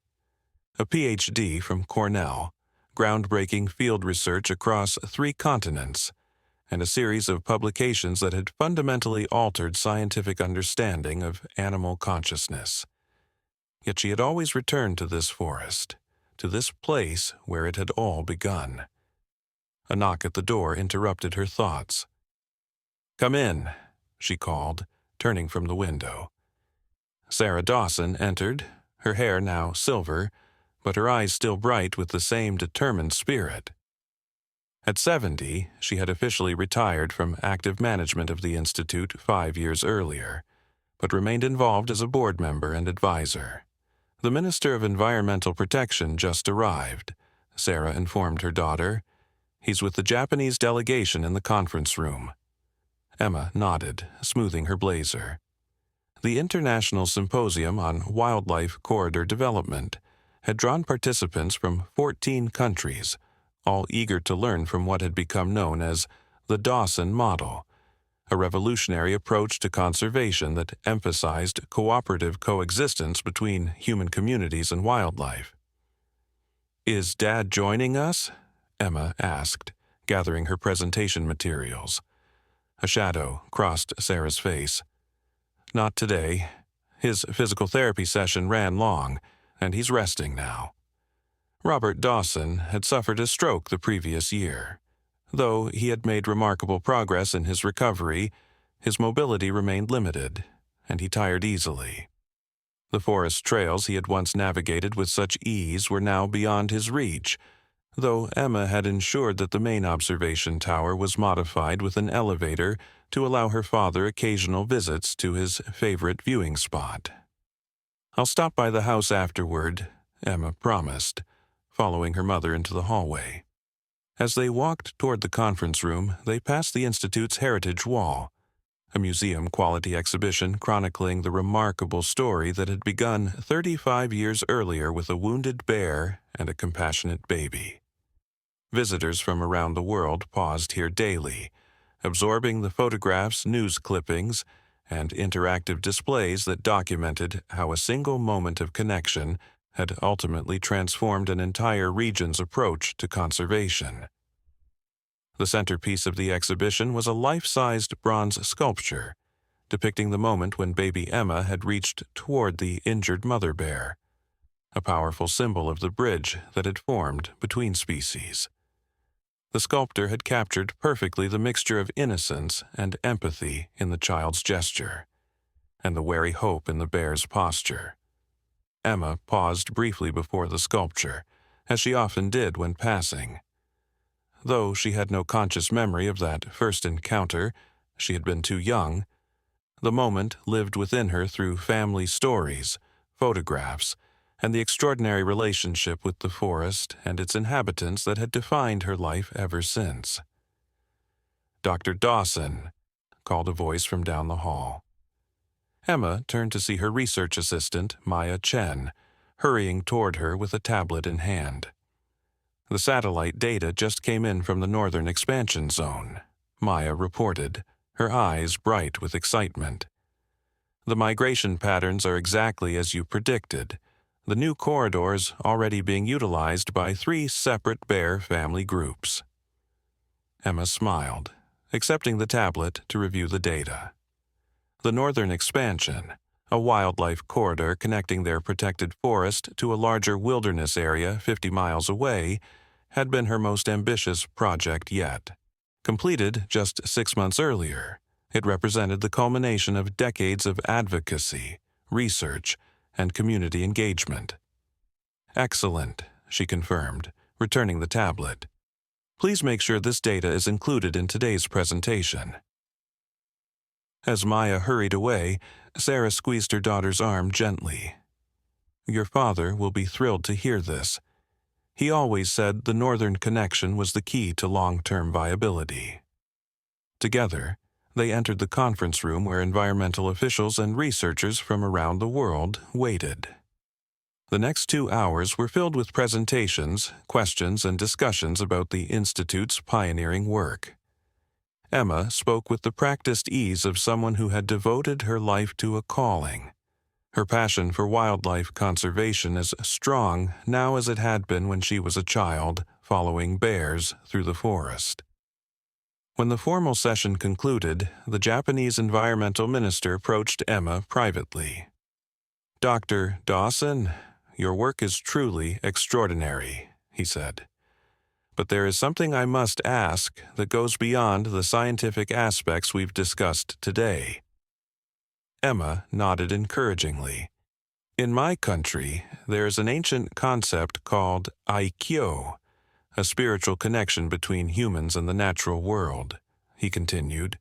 "Your personal history with these bears seems to embody this principle. Do you believe there is something beyond science at work in your relationship with these animals?" It was a question Emma had faced many times throughout her career. Early on, she had learned to deflect such inquiries with reference to scientific principles, habituation patterns, learned behaviors, environmental conditioning. The academic world had little room for notions that stretched beyond empirical evidence. But over the years, as her scientific credentials became unassailable, she had grown more comfortable acknowledging the mysteries that remained at the heart of her work. "Minister Tanaka," she replied thoughtfully, "science gives us a framework to understand what we observe, but it doesn't always capture the entirety of experience. The bears in this forest display behaviors toward humans, particularly toward my family, that defy conventional wildlife management models. Is that because of unique environmental factors, generational learning, or something more profound? Perhaps the answer encompasses all of these possibilities." The minister smiled, satisfied with her response. "In Japan, we would say that your spirit and the bear's spirits recognized each other. Sometimes such connections transcend our capacity to fully explain them." After the delegates departed for their evening accommodations in town, Emma found herself drawn not toward her father's house as planned, but to the forest edge. The rain had stopped, and the setting sun cast long golden shafts through the trees. Following an impulse she had learned never to ignore, she took a flashlight from her office and set out on the main trail. The forest in twilight was alive with sound and movement, the rustle of small creatures preparing for night, the occasional call of an owl beginning its evening hunt. Emma moved with the quiet confidence of someone who knew these paths as intimately as the hallways of her own home. She hadn't planned a destination, but found herself following the trail to Observation Point 7, a secluded clearing where the research team had documented unusual bear activity over the past month. According to the motion-activated cameras, a remarkably large male bear with unusual facial markings had been frequenting the area, often remaining for hours in apparent contemplation of the forest edge. As Emma approached the clearing, she slowed her pace and heightened her awareness. Decades of fieldwork had taught her to read the forest's subtle signs, the quality of silence, the behavior of birds, the feeling of presence that often preceded a wildlife encounter. The clearing was empty when she arrived, but Emma sensed she was not alone. Settling onto a fallen log, she waited, allowing the forest to acclimate to her presence. After perhaps 20 minutes, she heard it, the distinctive huffing sound of a black bear moving deliberately through the underbrush. Instead of fear, Emma felt a calm certainty as she turned toward the sound. From the shadows emerged one of the largest bears she had ever encountered. Its coat gleamed black in the fading light, and its face bore distinctive white markings around the eyes and muzzle. But what caught Emma's attention most powerfully was the broad white patch on its chest, a marking reminiscent of another bear from long ago. "Hello," she said softly, remaining seated and still. The bear paused at the clearing's edge, regarding her with intelligent eyes. There was no aggression in its posture, only a watchful assessment that seemed almost familiar. Emma studied the animal carefully. Its size and the gray around its muzzle indicated advanced age, perhaps 15 or 16 years, elderly for a wild bear. The white chest patch was striking in its similarity to the male bear from her childhood, but this couldn't possibly be the same animal. That bear would have passed away decades ago. "Are you his descendant?" she wondered aloud. "Did he teach you about this place?" As if in response, the bear moved forward into the clearing with deliberate steps. It approached to within about 30 feet of where Emma sat, close enough for her to see the amber highlights in its dark eyes, before settling onto its haunches in a posture that mirrored her own. For several minutes, human and bear regarded each other in the gathering twilight. Then, with movements that seemed almost ceremonial, the bear extended one massive paw and placed it deliberately on the ground between them, as if marking a boundary or making a gesture. Emma's breath caught as she noticed something clutched in the bear's paw, a distinctive pine cone with an unusual triple-pointed crown. As the bear withdrew its paw, the pine cone remained, placed precisely in the space between them. With her heart pounding, Emma recognized the type of pine cone immediately, the same type that had been left outside her observation tower on her 7th birthday, the same type that had occasionally appeared near her research stations throughout her career. A type of pine cone that grew only in the deepest, most remote part of the forest, miles from any of the Institute's facilities. "It can't be," she whispered, her scientific mind struggling to reconcile what she was witnessing with what she knew was biologically possible. The bear made a soft chuffing sound, not a warning but almost like a sigh, before rising to its feet. For one breathtaking moment it reared up on its hind legs, towering over her in a posture that should have triggered terror, but instead filled Emma with an indescribable sense of recognition. Then, with surprising grace for such a large animal, it dropped back to all fours and moved away toward the forest, pausing once to look back at her before disappearing into the deepening shadows. Emma remained frozen for several minutes, processing what had just occurred. Finally, she rose and carefully retrieved the pine cone, turning it over in her hands. It was fresh, recently picked, its scales still tight around the seeds within. As she made her way back through the darkening forest, her mind raced with questions and possibilities. The scientific part of her brain offered rational explanations, coincidental markings, learned behaviors passed through generations, the human tendency to seek patterns and meaning where none might exist. But there was another part of her, the part that had always understood the bears in ways that transcended scientific explanation, that whispered of deeper mysteries, of legacies that spanned generations, of connections that defied conventional understanding, of recognition that passed beyond individual lifespans. When she reached the Institute, Emma found Maya working late in the research lab. "Dr. Dawson, we were worried," the young researcher said, looking up from her computer. "Your mother called looking for you." "I'm fine," Emma assured her. "I just needed some time in the forest." She hesitated, then placed the pine cone on the laboratory table. "Maya, could you do something for me? I'd like a DNA analysis run on any organic material you can collect from this pine cone. Saliva, hair follicles, anything that might be present." Maya looked curiously at the cone but asked no questions. One of the reasons Emma had hired her was her rare combination of scientific rigor and open-minded curiosity. "Of course. I'll start the extraction process right away." "And Maya," Emma added, "compare any results against the historical samples we have in the archive, particularly the samples labeled Original Male, 2017 to 2020. Now, Maya's eyebrows rose in surprise. Those samples were from the male bear with the white chest patch. Emma's bear from childhood, whose DNA had been collected during his treatment and subsequent monitoring. They were preserved as part of the Institute's historical collection rather than its active research database.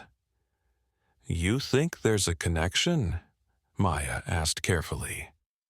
Emma considered how to answer. Throughout her career, she had maintained the delicate balance between scientific credibility and honoring the extraordinary experiences that had shaped her understanding of the natural world. "I think there are connections in nature that we're only beginning to understand," she replied finally. "Let's see what the science tells us, and then we can consider what it might mean." Later that evening, Emma sat beside her father's bed, sharing the news about the successful Northern Corridor migration data. Robert Dawson, now 75, listened with evident pleasure, his stroke-affected left side motionless, but his right hand squeezing his daughter's fingers in excitement, "I always knew it would work," he said, his speech slightly slurred, but his mind as sharp as ever. "Those bears are smarter than any of us ever gave them credit for."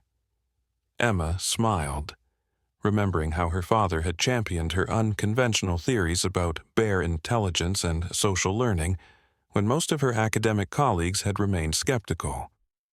His unwavering support had given her the courage to pursue research pathways that had ultimately revolutionized wildlife conservation practices. "Dad," she said hesitantly, "something happened in the forest today that I can't quite explain." She told him about the encounter with the large bear, the white chest marking, and the deliberately placed pine cone. As she spoke, she saw her father's eyes fill with tears. "Your mother and I always wondered if you'd encounter something like this," he said softly. "Whether the connection you formed would somehow continue beyond a single generation." "But it's not scientifically possible," Emma protested gently. "Those bears from my childhood, they've been gone for years. Black bears rarely live beyond 20 years in the wild." Robert's eyes held a wisdom born of witnessing miracles that defied explanation. "Science is constantly expanding its understanding of what's possible, Emma. You've been at the forefront of that expansion your entire career." He reached for the framed photograph on his bedside table. A picture of 6-year-old Emma sitting on the observation platform, a mother bear and her cubs visible in the clearing below. Some connections transcend our understanding. That doesn't make them any less real. 3 days later, Maya knocked on Emma's office door, her expression a mixture of confusion and excitement. "Dr. Dawson, the DNA results from the pine cone." Emma looked up from her computer. "Yes?" "We found both epithelial cells and saliva traces," Maya reported, placing a folder on the desk. "And the DNA profile is, well, it's remarkable. There's a 67% genetic match to the historical samples you requested, far higher than we would expect for unrelated bears, even within the same regional population." "A descendant," Emma murmured, examining the data. "Perhaps a grandchild or great-grandchild." "That's the most likely explanation," Maya agreed. "But there's something else." She hesitated before continuing. "The telomeres." Emma's attention sharpened. Telomeres, the protective caps at the end of chromosomes, shortened with age in most mammals. Their length was considered a reliable biomarker for determining an organism's age. "What about them?" "Based on telomere analysis, this bear is considerably older than its size and apparent health would suggest," Maya explained, pointing to the relevant data. "If these results are accurate, we're looking at an animal that's potentially 20 to 25 years old." Emma sat back, processing this information. "That would mean it could potentially be a direct offspring of the original male bear," Maya finished. "Born in the last years of his life, and now approaching the end of its own natural lifespan." Emma closed the folder slowly. A direct descendant of her childhood bears, still maintaining the unusual behaviors that had characterized its parent, including interaction with humans, specifically with her. The scientific implications were significant enough, suggesting extraordinarily long-term social learning and intergenerational knowledge transfer. But the personal implications stirred something deeper within her, a sense of continuity and connection that bridged the decades of her life's work. "Thank you, Maya," she said quietly. "Please add these findings to our longitudinal study on bear social structures." When Maya had gone, Emma opened her desk drawer and removed her personal journal, not her scientific field notes, but the private record she had maintained since childhood. In its pages were documented the more inexplicable aspects of her relationship with the forest and its inhabitants. The pine cones that appeared at significant moments, the bears that seemed to watch over her research stations, the uncanny way certain animals had appeared precisely when needed.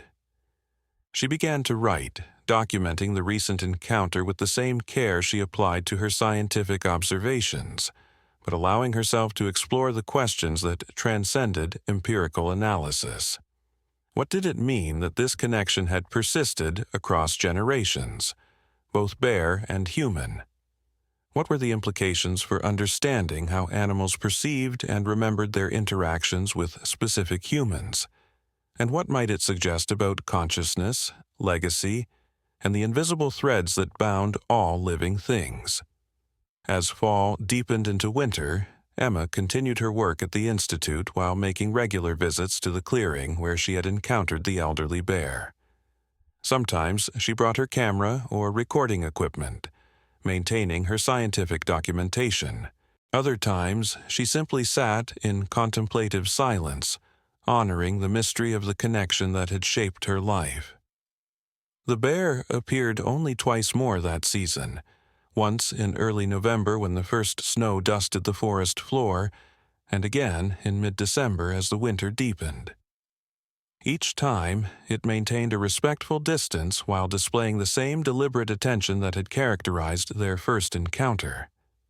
During the December visit, Emma noticed that the bear moved more stiffly, showing signs of age and the approaching winter hardship. Following an intuition she couldn't quite articulate, she began bringing small offerings of food. Not enough to create dependency, but supplements that might ease the winter's difficulty for an aging animal. Honey, dried fruits, nuts. She left these at the forest edge, away from the Institute's main facilities to avoid establishing problematic feeding patterns with other wildlife. In January, a severe winter storm swept through the region, blanketing the forest in 3 feet of snow and plunging temperatures to record lows. For 2 weeks, the Institute's research activities were limited to the areas immediately surrounding the main buildings. When conditions finally improved enough for the team to check the remote wildlife cameras, Emma made a personal trip to the clearing where she had encountered the elderly bear. The snow remained deep, requiring snowshoes for the journey, and the forest was eerily quiet under its heavy white blanket. The clearing, when she reached it, showed no signs of recent animal activity. The offerings she had left before the storm were buried beneath the snow. With growing concern, Emma checked the wildlife camera mounted on a nearby tree. The camera had continued functioning throughout the storm, capturing images every 4 hours and when triggered by movement.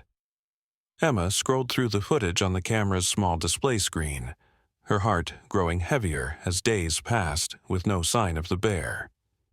Then, 3 days into the storm, the camera had captured something extraordinary. The elderly bear had appeared in the clearing, moving with obvious difficulty through the deep snow. It had approached the spot where Emma usually sat, now buried under white drifts, and had remained there for nearly an hour despite the dangerous cold and worsening blizzard. Before departing, the bear had performed an unusual behavior, digging through the snow to expose a small patch of earth, then pressing its paw into the ground as if leaving a mark or sign. The date stamp on the final image struck Emma with particular force. January 14th, 35 years to the day since a baby had reached out toward a wounded mother bear, beginning the remarkable journey that had led to this moment. With trembling hands, Emma made her way across the clearing to the spot where the bear had dug. The recent thaw had reduced the snow cover, making it possible to locate the disturbed area. Kneeling, she carefully cleared away the remaining snow. There, pressed into the partially frozen earth, was a perfect paw print, larger and deeper than would be made in normal passage. Beside it, carefully placed, was an object that made Emma's breath catch, a small, smooth river stone with unusual green streaks running through its dark surface.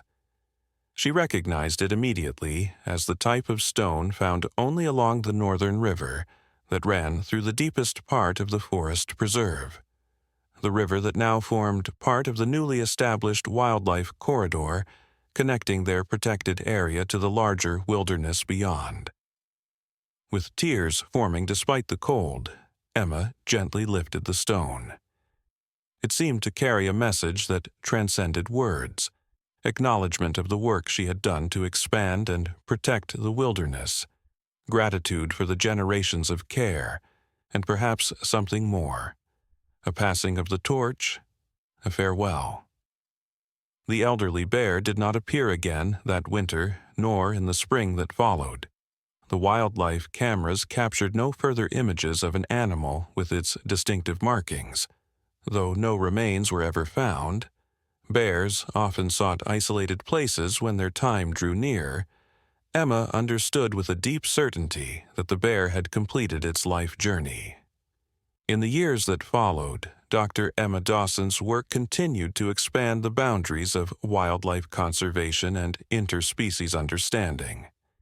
The Dawson Wildlife Research Institute became a global leader in establishing wildlife corridors and community-based conservation models. The story of the baby and the bear, expanded now to include multiple generations of both human and animal families, became a cornerstone of environmental education programs worldwide. Emma's parents eventually passed away. Sarah at 82, Robert 3 years later at 85, leaving their daughter to carry forward the legacy they had begun together. The institute they had founded now employed over 100 researchers and educators, its influence extending far beyond the original forest that remained its heart. On the 30th anniversary of the Institute's formal establishment, a new wing was dedicated, focused specifically on animal cognition and the ethical implications of recognizing higher levels of consciousness in wildlife. At the dedication ceremony, Emma, now in her 50s with silver threading through her dark hair, spoke of the journey that had led to this moment. "We began with a simple act of compassion," she told the gathered audience of scientists, students, and community members, "a reaching out across the divide that we had created between humanity and the natural world. What we've learned since then is that this divide was always more permeable than we realized, that animals recognize and remember kindness, that they pass knowledge through generations, and that they possess forms of intelligence and consciousness that we are only beginning to understand." She didn't share the more personal aspects of her experiences, the pine cones that had appeared at pivotal moments in her life, the stone left in a snowy clearing as a final farewell from an elderly bear, the sense of being watched over and guided throughout her journey. These remained documented only in her private journals, to be shared someday with those who might understand their significance. But she did speak of the scientific discoveries that had transformed humanity's relationship with wildlife. Discoveries that had begun with a family's determination to protect a wounded bear and her cubs, and a child's unusual ability to connect with creatures most humans feared. "The greatest lesson we've learned," she concluded, "is that compassion is not a uniquely human trait. It exists throughout the natural world, in forms we are still discovering. Our task is not to bring compassion to wildlife conservation, but to recognize and honor the compassion that already exists within the complex web of relationships that sustain all life." As she finished speaking, Emma glanced toward the forest edge visible through the Institute's windows. There, at the tree line, stood a young black bear watching the proceedings with apparent interest. Though it disappeared when others turned to look, Emma had seen it clearly. A bear with distinctive white markings around its eyes and a familiar patch of white on its chest. A smile touched her lips as she silently acknowledged the continuing presence of old friends, or perhaps their descendants, still watching over the forest, and the humans who had learned to become its protectors rather than its threat. That night, Emma added a final entry to the journal volume she had been keeping for the past decade.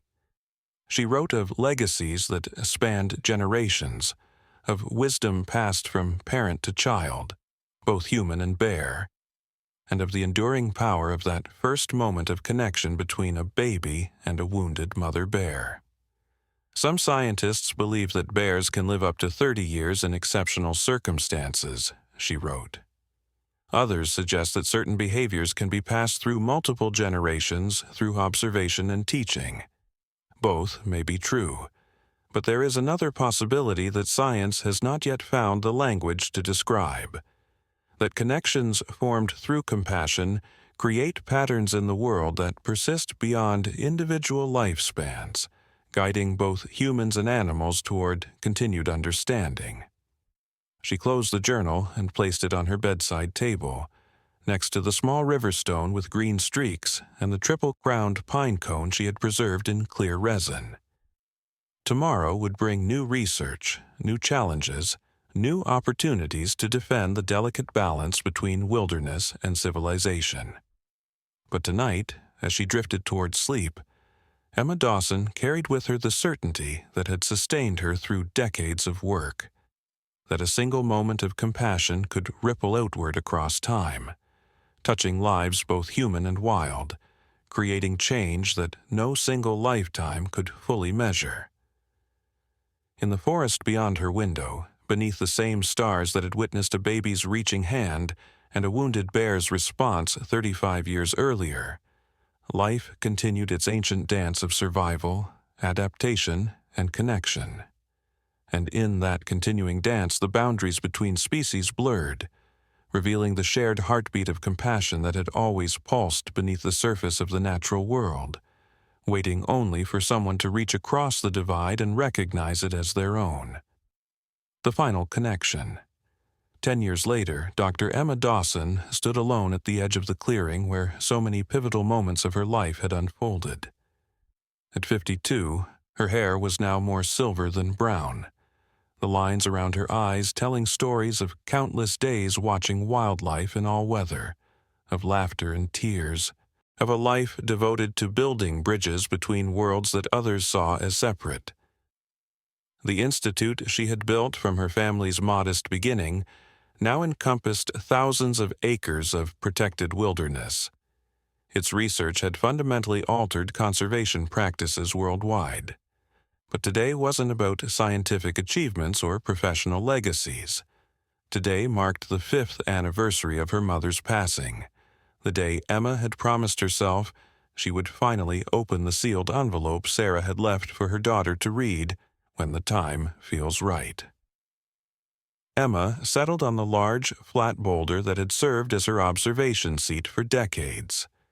From her backpack, she withdrew the cream-colored envelope, its seal still intact after all these years. Inside was a single sheet of paper covered in her mother's elegant handwriting, and something else, something small and hard that shifted when she moved the envelope. Taking a deep breath, she broke the seal and unfolded the letter. My dearest Emma, if you're reading this, I've been gone for some time, and you found yourself ready to receive what might be called the final piece of our family's extraordinary story. Your father and I often spoke about the miracles we witnessed throughout your life, the connections that formed between you and the forest's inhabitants that defied scientific explanation. While we supported your scientific career and celebrated your groundbreaking research, we also protected something we felt the academic world wasn't ready to understand. The night of the bear's first visit, when you were just a baby, something happened that we never fully shared, not even with you. After the bear had been treated and the authorities had left, your father and I were putting you to bed when we noticed something unusual clutched in your tiny hand. You had somehow acquired a small, smooth black stone with unusual green streaks, identical to the one that was left for you decades later in the snowy clearing. We never knew how it came into your possession. The doors and windows had been secured all evening. No one had given it to you. It simply appeared, as if manifested by the connection that had formed between you and the wounded mother bear. We kept this stone, uncertain of its significance but sensing it was important. When you were older and began your research, we considered telling you about it many times, but we worried it might conflict with the scientific path you had chosen. Instead, we protected this mystery, trusting that the right moment would eventually arrive for you to know. The stone is enclosed with this letter. Perhaps now, with the perspective of decades and your own experiences of inexplicable connections, you'll understand why we held this piece of the story in trust for you. Some bonds transcend our understanding, Emma. Some connections are written not in scientific papers but in the ancient language of souls, recognizing each other across the boundaries we create. Your father and I were blessed to witness such a connection. You were blessed to live it. With boundless love and pride, Mom Emma's hands trembled as she tipped the envelope, watching as a small, smooth stone tumbled into her palm. Black with distinctive green streaks, the perfect twin to the one the elderly bear had left for her in the snow years ago. The one that now sat preserved in her office alongside the pine cone and other treasures from a lifetime of forest connections. Tears blurred her vision as the implications washed over her. The stone hadn't merely been a farewell gift from the bear. It had been a return, the closing of a circle that had opened the night a baby reached toward a wounded creature, and something inexplicable passed between them. A sound from the forest edge drew her attention.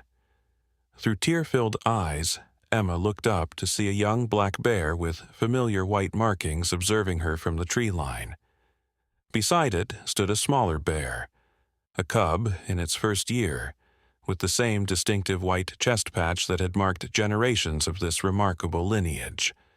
As Emma watched, breathless with wonder, the cub took several tentative steps into the clearing, approaching closer than its parent, its dark eyes fixed on Emma with unmistakable curiosity and intelligence. In that moment, Emma felt the presence of all who had come before. Her parents, the original mother bear and her mate, the generations of bears and humans who had maintained this extraordinary connection across decades. She felt the pattern continuing, weaving forward through time in ways she could observe but never fully explain. With tears streaming freely now, Emma slowly extended her hand, palm up, the stone resting in its center. A gesture that echoed across 35 years to when a baby had first reached toward a wounded bear. The cub watched, its head tilted in a gesture so reminiscent of its ancestors that Emma's heart constricted with recognition. Then, with the deliberate movements that had characterized this bear family across generations, it stepped forward, closing half the distance between them. Emma remained perfectly still, her hand extended as the young bear made its choice. With one more careful step, it came close enough to catch her scent, its small nostrils flaring as it processed the information carried on the air. What happened next would remain Emma's most treasured memory for all her remaining years. The cub gently extended its paw, not quite touching Emma's outstretched hand but holding the position in a perfect mirror of her gesture. Two species, reaching across a divide, neither crossing it completely but both acknowledging its permeability. They remained this way for perhaps 10 seconds, an eternity of connection that transcended words or scientific explanation. Then, with the same gentle deliberation, the cub withdrew, returning to its parent at the forest edge. Before disappearing into the trees, the adult bear rose briefly onto its hind legs, the farewell gesture Emma had come to know over decades of forest encounters. The cub, watching its parent, mimicked the movement in what seemed almost like a lesson being taught, a tradition passed on. As they vanished into the green depths, Emma closed her fingers around the stone, feeling its smooth contours against her palm, the same sensation her infant hand had somehow experienced 35 years earlier at the beginning of this extraordinary journey. Full circle, she whispered to the empty clearing, her voice carrying the weight of understanding that had been 3.5 decades in the making. That evening, as twilight gathered around her cabin at the forest edge, Emma composed the final entry in her private journal, the record of mysteries and connections that had paralleled her scientific work throughout her life. Today, I discovered that some stories begin before we're conscious enough to remember their opening chapters. The stone that returned to me in middle age had first come to me as an infant, a token of connection that transcended my understanding and perhaps always will. Science has given me the tools to protect these bears and their forest home. It has allowed me to document their remarkable behaviors and social structures, to preserve their habitat and ensure their continued survival. But there are aspects of my journey with these extraordinary creatures that science alone cannot explain, connections that form beneath the surface of observable phenomena, patterns that repeat across generations with too much precision to be mere coincidence. Perhaps this is the greatest legacy of that first moment when I reached toward a wounded bear, the recognition that compassion creates pathways between souls that transcend our understanding, that when we reach across the boundaries we've constructed between species, something reaches back, something that recognizes itself in us as we recognize ourselves in it. The circle that began in my infancy has not ended, but continues to expand, encompassing new generations of both bears and humans. Today, I witnessed its newest expression in a bear cub with familiar markings mirroring my gesture of connection, learning from its parent the tradition of acknowledgement that has passed through their family line just as it has passed through mine. I do not know how many more years I will walk these forest paths, how many more seasons I will witness the turning of leaves from green to gold to bare branches reaching toward winter skies. But I know with certainty that the connection formed on that extraordinary night 35 years ago will continue long after my own journey ends. It will live in the bears who remember, in the forest that flourishes under protection, born from that single moment of compassion, and in the stories that will be told to future generations about how a baby reached out to a wounded creature and changed the course of countless lives. Some might call it mysticism to believe in connections that transcend scientific explanation.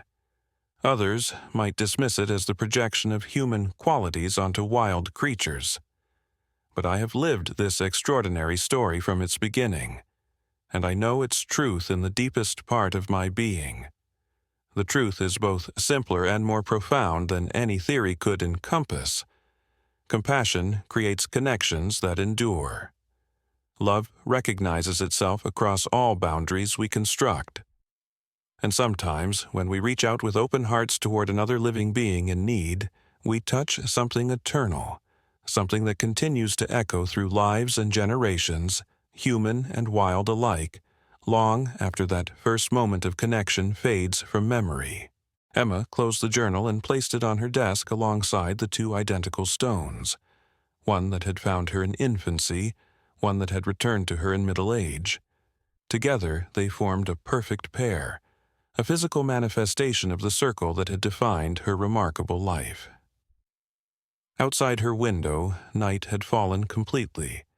The forest breathed in darkness, alive with the movements of creatures going about their ancient routines. Somewhere among the trees, a bear cub was perhaps learning from its parent about the human dwelling at the forest edge, about the woman who could be approached without fear, about the tradition of acknowledgement that had passed through generations of their unusual family. As Emma prepared for sleep, she felt a profound sense of peace wash over her, the peace of someone who had witnessed miracles she could not fully explain, but had devoted her life to honoring their existence. The peace of knowing that some connections transcend a single lifetime, rippling outward to touch countless other lives in ways that could never be fully measured. In her dreams that night, Emma was both the infant reaching toward a wounded bear and the elder witnessing a new generation continuing the tradition of connection. She was every age she had ever been, experiencing simultaneously all the moments of wonder that had shaped her journey. And in the forest around her cabin, beneath the light of a full moon that silvered the leaves and illuminated paths walked by generations of bears and humans, the ancient dance of life continued, its patterns shifting and evolving while remaining, at their core, eternal expressions of the same profound truth, that compassion, once offered freely between species, creates bridges that neither time nor distance can ever fully erase. The story that had begun with a baby's outstretched hand and a wounded bear's acceptance had no true ending. It simply continued, flowing forward through time like the river that cut through the heart of the protected forest. Sometimes visible, sometimes hidden underground, but always moving, always connecting, always finding its way home to the vast ocean of understanding that awaited all who dared to reach across the divide between what was known and what remained gloriously, mysteriously possible.